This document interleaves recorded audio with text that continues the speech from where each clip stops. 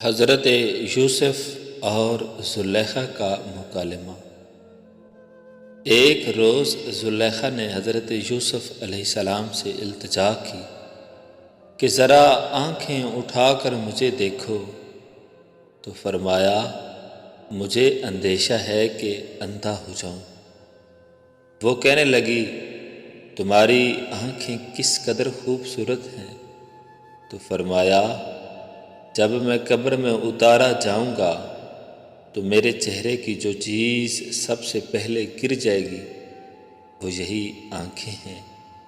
پھر کہنے لگی تمہارے جسم کی خوشبو کتنی اچھی ہے، پیاری ہے، تو فرمایا اگر میری وفات کے 3 دن بعد میری لاش کو سونگھو تو بھاگ کھڑی ہوگی۔ زلیخا نے التجا کرتے ہوئے کہا آپ میرے نزدیک کیوں نہیں آتے؟ تو فرمایا تم سے دور رہ کر خداوند عالم کی قربت حاصل کرنا چاہتا ہوں۔ اس نے پھر التجا کی میرا بستر ریشمی نرم و ملائم ہے، اٹھو اس پر چل کر میری خواہش پوری کرو۔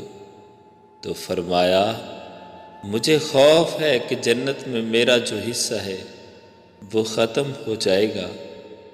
کہنے لگی اگر تم میری بات نہیں مانو گے تو تمہیں شکنجوں میں جکڑ کر رکھ دوں گی۔